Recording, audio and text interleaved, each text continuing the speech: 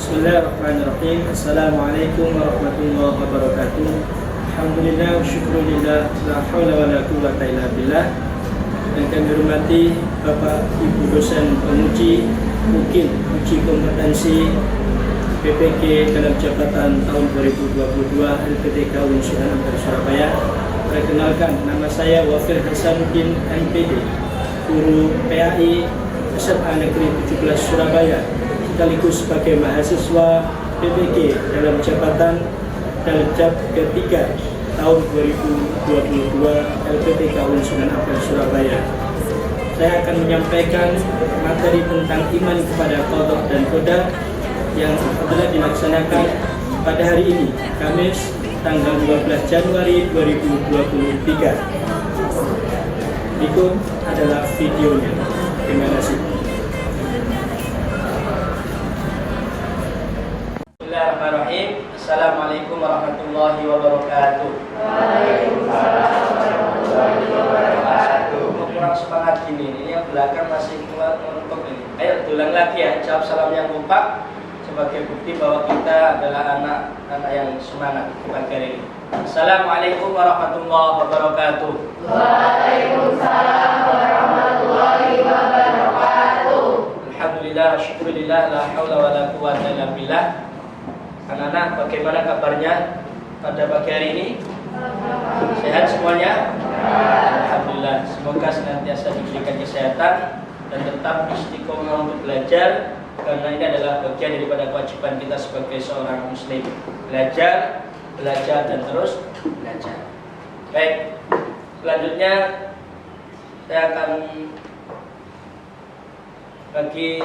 akan bertanya kepada anak-anak yang tidak hadir pada pagi hari ini. Ada? Tidak ada ya? Semuanya hadir. Alhamdulillah. Oke, baik. Kita langsung melanjutkan ke pembelajaran kita pada pagi hari ini. Insya Allah kita akan memulai dengan materi yang sangat luar biasa tentang keimanan kepada qadha dan qadar. Ya, iman kepada qadha dan qadar. Ya, di dalam bab ini kita tahu bahwa ini adalah bagian daripada rukun iman yang sudah kita tahu bersama. Iman kepada qadha dan qadar adalah bagian daripada paling akhir di rukun iman. Nah, maka sebelum saya masuk ke bab ini, Bapak akan bertanya tentang materi sebelumnya berkaitan dengan iman pula. Iman yang kelima adalah iman kepada hari akhir. Kira-kira apa keterkaitan antara iman kepada hari akhir dengan iman kepada qadha dan qadar itu? Ada yang bisa angkat tangan? Silakan angkat tangan. Ya, kalau materi kemarin kan tentang iman kepada qadha qadar. Sekarang kita membahas tentang materi kemarin tentang iman kepada hari akhir. Sekarang qadha dan qadar. Ini adalah bagian daripada rukun iman. Kira-kira hubungannya apa antara iman dengan hari akhir yang materi sebelumnya dengan sekarang? Coba, Ana. Jadi qadha dan qadar ini kan dibagi jadi dua, ada satu yang mudhaf sama malam. Terus sebenarnya hari akhir itu termasuk ke takdir mudhaf. Jadi kalau misalnya kita mempercayai ke hari akhir, berarti kita juga percaya ke qadha dan qadar. Baik, luar biasa. Jadi kaitannya antara dengan hari iman hari akhir itu sangat relevan. Ya, tadi sudah disampaikan oleh Nanda Hana tentang bagaimana hari akhir itu adalah bagian daripada ketentuan Allah yang tidak bisa dirubah dan tidak diketahui oleh semua manusia. Maka kita meyakini, kita mengimani kapan datangnya, kita serahkan semuanya kepada Allah. Baik, anak-anak, selanjutnya pada materi kita pagi hari ini, ya, coba ini kita lihat sebentar ya. Jadi bisa ikuti kalau saya mengatakan ya, SMA Negeri 17 Surabaya, anak-anak semuanya bisa menjawab dengan bisa yes, cerdas, berkarakter, dan religius. Bisa? Ya, supaya semangat. Ya, biar tidak ngantuk gitu ya. Ya, Fik. Aman, Pak? Mana Fikri? Oh, itu Pak Fikri depan, Pak. Iya, ini salah. Kiri pula ya. Baik. Ayo, sematas. Ayo. Oke, kalau Bapak mengatakan SMA Negeri 17 Surabaya, dijawab itu ya. Dengan mengepalkan tangan, lalu dengan penuh semangat. SMA Negeri 17 Surabaya. Bisa, yes. Cerdas, berkarakter, dan religius. Luar biasa. Baik, anak-anak, kita akan melanjutkan pembahasan, yakni dengan tujuan satu. Nanti dengan pembahasan kita pada bab ini diharapkan anak-anak bisa mengimplementasikan ya nilai-nilai yang terkandung di dalam keimanan kita kepada hari akhir. Ya, bisa menumbuhkan sikap optimis, bisa menumbuhkan sikap ikhtiar yang tangguh, ya, selalu berdoa, dan juga yang terpenting selalu memiliki sikap tawakal kepada Allah Subhanahu wa taala. Itu tujuan kita dalam belajar ini yang pertama. Dan yang kedua adalah kita nanti bisa memahami esensi daripada keimanan itu sendiri, lalu bagaimana kita bisa menguraikan bersama terkait dengan bukti-bukti yang ada di sekitar kita, sebagaimana tadi yang disampaikan oleh Hana tentang kiamat dan mungkin banyak lagi di sekitar kita, sehingga kita bisa terbuka dan selalu betul-betul mengimani dengan sepenuh hati kita. Karena realita yang terjadi di masyarakat banyak yang ya, ketika dihadapkan dengan permasalahan, kemudian mereka tidak sanggup untuk menerimanya. Mereka tidak sanggup untuk menjalani masalah-masalah yang didapatinya. Sehingga terjadi apa? Putus asa. Sampai-sampai ada yang banyak yang bunuh diri dan sebagainya, karena tidak kuat menjalani hidup dan ketentuan atau takdir dari Allah Subhanahu wa taala itu. Padahal tadi sudah dibahas, ada yang bisa dilupa oleh kehendak dan kemampuan kita. Kecuali kalau yang tidak bisa dirubah, itu beda. Baik. Jadi,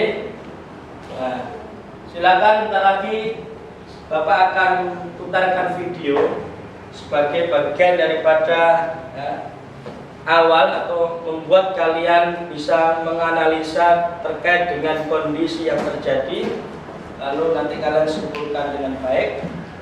Silakan disimak videonya.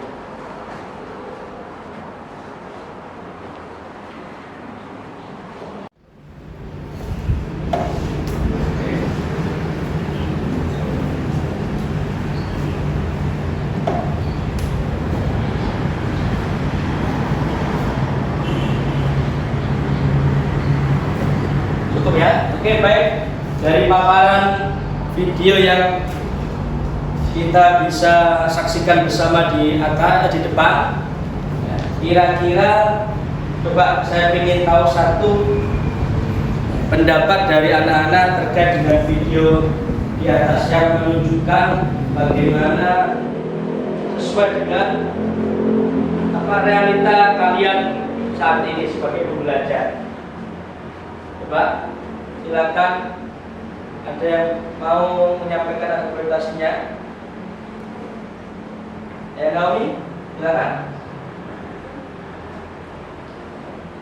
Jadi kan kalau anak rajin, anak itu belum tentu rajin. Tapi kalau anak yang malas, maksudnya itu anak malas itu belum tentu. Tapi kalau anak rajin itu anak ikhlas itu belum tentu rajin. Soalnya juga kadang dia tuh cuma hanya kayak karena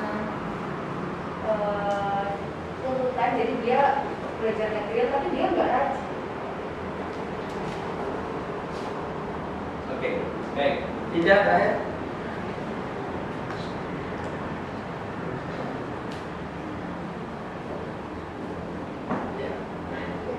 Kalau kita itu belajarnya tidak bermasalahkan, walaupun kita tuh tidak mengerti apa yang harus kita pelajari. Jadi kita tetap berusaha untuk mengerti apa yang sudah diajarkan. Baik, luar biasa, tepuk tangan untuk selanjutnya ya. Jadi silakan dari pemaparan video tadi, lalu ada tugas dari Bapak untuk mendiskusikan ini sesuai dengan arahan di LKPD yang sudah saya bagikan ke anak semuanya. Silakan kalian berdiskusi dengan baik. Saya akan bagi menjadi 3 kelompok diskusi. Kemudian nanti setelah diskusi waktu sekitar 15 menit, kalian menyampaikan argumentasi atau hasil diskusinya di depan ya, dengan baik. Masing-masing kelompok saya kasih waktu 3 menit untuk menyampaikan. Lalu nanti ada pertanyaan-pertanyaan yang muncul dari teman-teman kelompok lain. Ya. Silakan bagi kelompok ya. Tadi kelompok 1 dikomandoi oleh Ana, kelompok 2 dikomandoi oleh Mia, kelompok 3 dikomandoi oleh Ratika. Silakan berdiskusi. Ya. Saya kasih waktu 15 menit, kemudian merumuskan tentang apa yang ada di dalam PD ini dan video yang tadi kita lihat bersama. Silakan, saya kasih waktu 15 menit dari sekarang.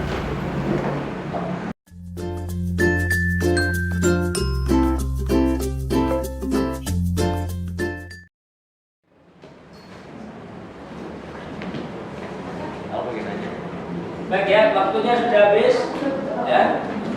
Waktunya sudah habis untuk diskusi dan bagaimana sudah bisa menemukan dari pembahasan di atas lalu dengan materi kelompok kalian masing-masing yang sudah kita bagi.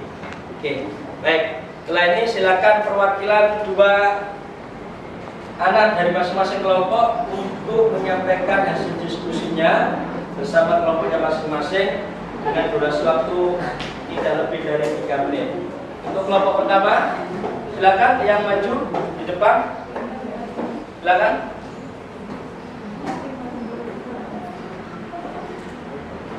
Ayo, Salwa, Nia, silakan.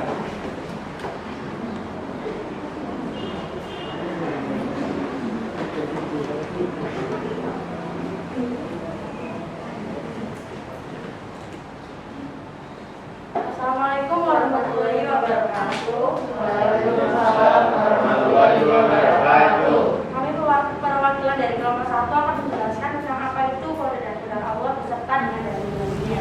Nama saya Tiara Mandani absen 28, dari Organisasi Organisasi absen 10. Jadi koordinator dari Allah itu dengan koordinator Allah itu artinya percaya dengan seluruh hati bahwa Allah SWT telah menentukan segala sesuatu yang akan terjadi pada manusia.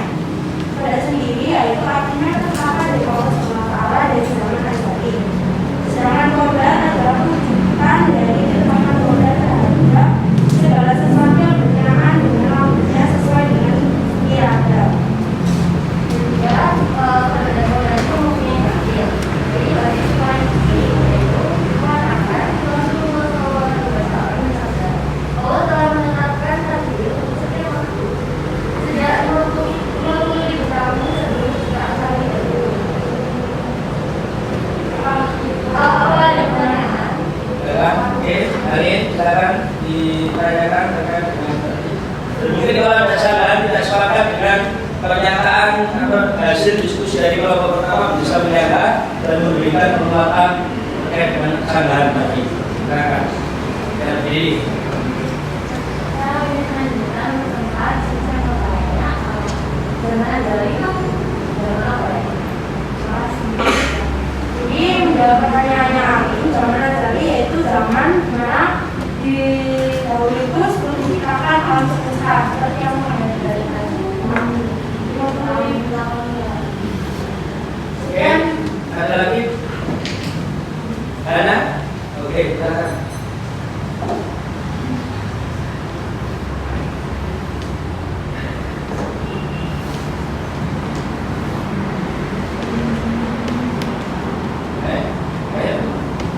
Oh tidak, kelompok 3, silakan. Ada yang nomor 3.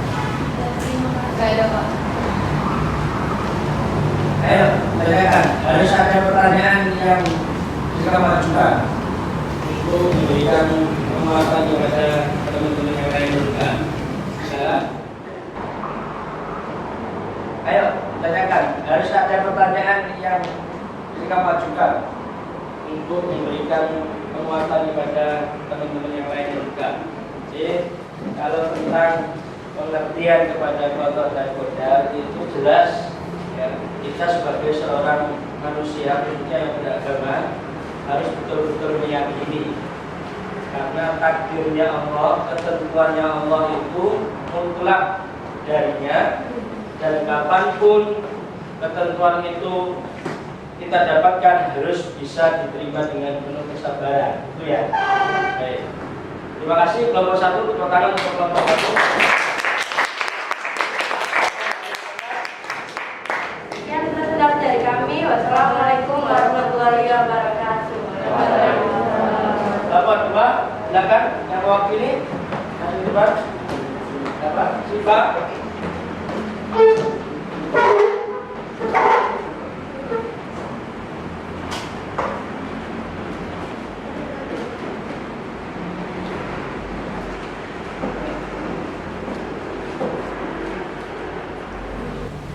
Assalamualaikum warahmatullahi wabarakatuh.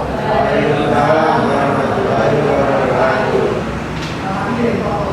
kelompok 2, di sini kami akan bahas kata-kata dan bukti dari kode dan kode hasilnya. Jadi kami mengenai di masing-masing. Pertama, masa dari kamera maka jelas. Dan saya ada yang dari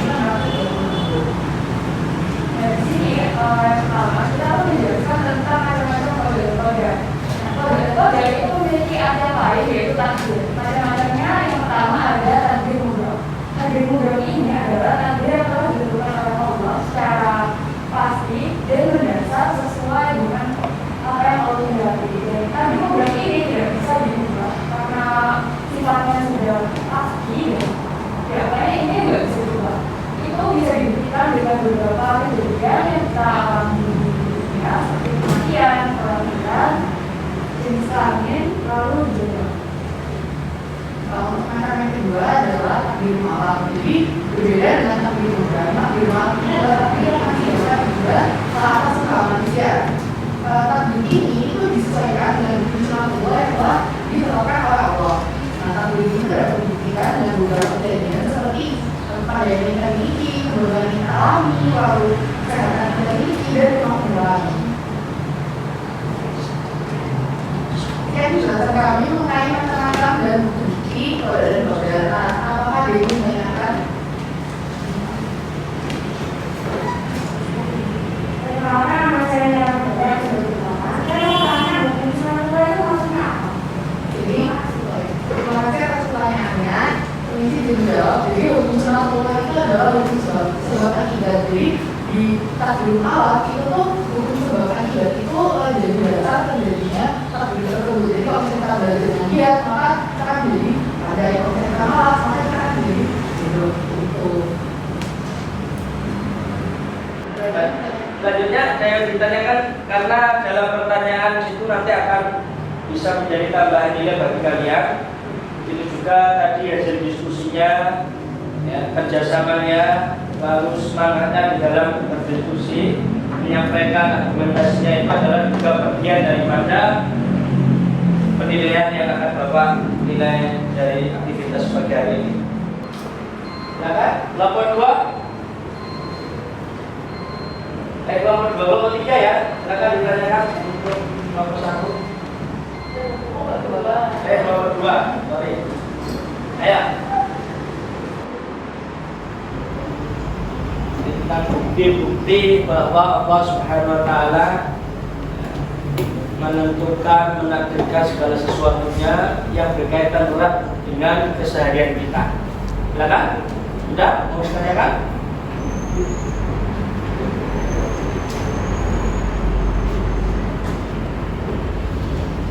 Baik, cukup. Oke, silakan diberikan kesimpulan terakhir untuk diskusimu. Ya, jadi kesimpulan dari diskusi kami, untuk macam-macam kode dan kode itu ada dua, yakni takdir mudhaf dan takdir malam. Sekian sekian presentasi kami mengenai macam-macam dan bukti kode dan kadar. Mohon maaf apabila masih ada kesalahan. Terima kasih atas perhatiannya, terima kasih juga atas pertanyaannya. Wassalamualaikum warahmatullahi wabarakatuh. Kelompok 3 akan menyampaikan tentang sikap yang seharusnya dimiliki oleh seseorang sebagai bukti iman dia kepada Allah dan Buddha. Ada sikap optimisme, ikhtiar, doa dan tawakal, serta menjelaskan tentang apa manfaat yang didapatkan dari seseorang yang bisa betul-betul yakin terkait dengan keimanan ini.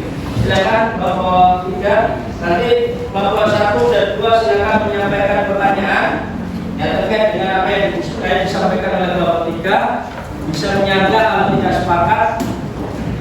Jadi proses penilaian yang Bapak lakukan itu juga melihat dari bagaimana pemaparan diskusinya, presentasinya, lalu juga pertanyaan-pertanyaan dan argumentasi-argumentasi yang disampaikan di dalam pembahasan kelompok ini.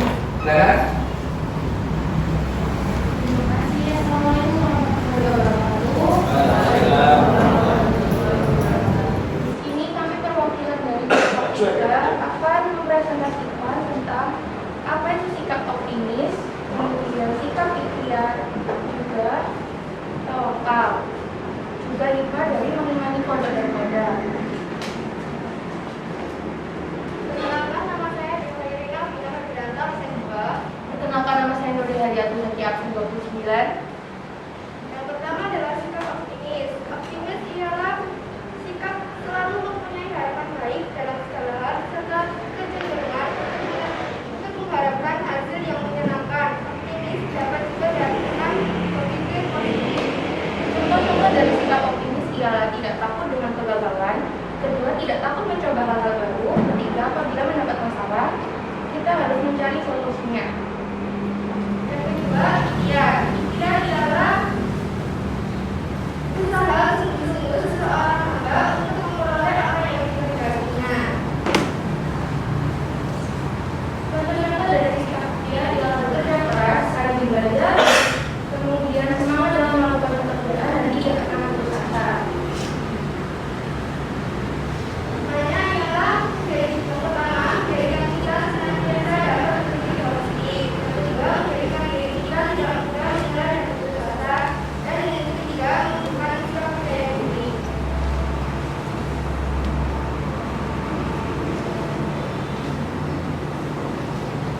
Di sini ada doa tawakal kepada Allah, yaitu Hasbiyallahu la ilaha illa huwa alaihi tawakkaltu wa huwa rabbul arsyil azim. Yang artinya adalah bersyukurlah aku bersyukur tidak ada Tuhan yang berhak disembah selain Dia. Hanya kepadanya aku bertawakal dan Dia adalah Tuhan yang memiliki arsy yang agung. Terima kasih. Apabila di sini ada pertanyaan, Silakan ditanyakan dari bukan kelompok 3. Oke, silakan. Silakan, silakan.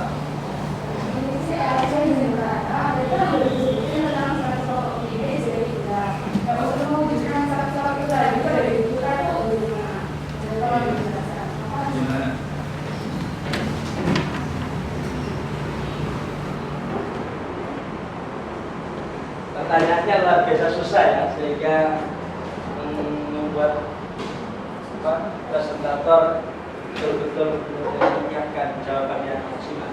Coba silakan kelompok 1 ya. Cinta atau siapa? Arya, silakan Arya. Perkenalkan saya Rizky Arya Putra, absen 12 juga. Jadi saya bertanya tentang dalil dari sifat optimis. Oke, baik. Silakan dijawab oleh kelompok 3 tentang pertanyaan tadi. Jadi, oke, terima kasih kelompok 3. Jadi sikap yang harus dimiliki oleh seorang itu menghadapi tantangan adalah memang yang pertama optimis itu harus selalu ditingkatkan. Ya, optimisme, terus kesabaran, keuletan itu harus selalu kita miliki agar betul-betul bisa mengejawantahkan dari keimanan itu sendiri. Luar biasa kelompok 1 terpakai kelompok 3 ya. Balik. Oke, baik.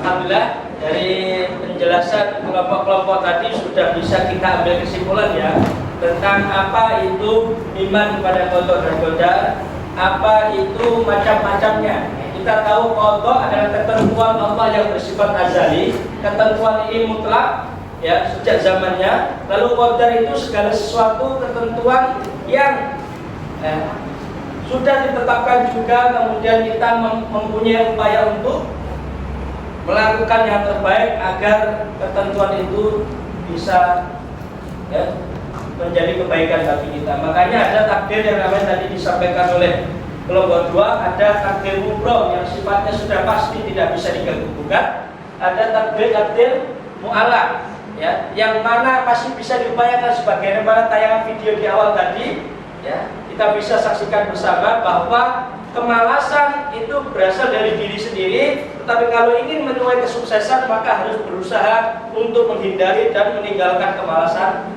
itu. Ya, baik. Yang terakhir, anak-anak yang bisa Bapak kuatkan sebagai kesimpulan materi kita di pagi hari ini adalah apa saja manfaat daripada iman kepada hari akhir. Yang pertama, selalu menumbuhkan sikap sabar dan syukur dalam kesehariannya. Ini penting. Kemudian yang kedua adalah memiliki ketenangan jiwa yang kuat, yang luar biasa. Karena apa? Segala cobaan itu adalah ketentuan takdirnya Allah. Kemudian kita bisa menerima dengan lapang dada, hati kita biasa-biasa saja. Karena kita keimanan kita kepada Allah dan takdirnya kuat. Nah, dan yang ketiga adalah selalu mempunyai sikap tawakal yang tangguh di dalam menjalani hidup yang penuh fana ini. Oke, alhamdulillah anak-anak, pertemuan kita terkait dengan pembahasan iman kepada qada dan qadar bisa kita selesaikan, kita tuntaskan. Semoga anak-anak bisa betul-betul memahami, lalu bisa menjalankan keimanan itu dengan sangat baik, dengan sikap-sikap yang tadi sudah disampaikan bersama. Oke, sekali lagi mari kita tutup pertemuan kita pada pagi hari ini dengan bersama-sama membaca doa kafaratul majlis. Subhanakallahumma wa bihamdika asyhadu an la ilaha illa anta astaghfiruka wa atubu ilaik. Terima kasih anak-anakku, semoga tetap semangat. Untuk pertemuan yang akan datang silakan ya, di rumah tugasnya menghafal surat Al-Qur'an ayat 2 sebagai bagian daripada materi kita di pagi hari ini. Ya, jadi nanti dihafalkan, dicari kandungan maknanya. Pertemuan yang akan datang silakan disampaikan ke Bapak. Baik ya, sudah bisa dipahami? Terima kasih. Semoga kita tetap semangat dan sehat selalu. Dari saya kurang lebihnya mohon maaf. Billahi taufiq wal hidayah. Assalamualaikum warahmatullahi wabarakatuh. Waalaikumsalam warahmatullahi wabarakatuh.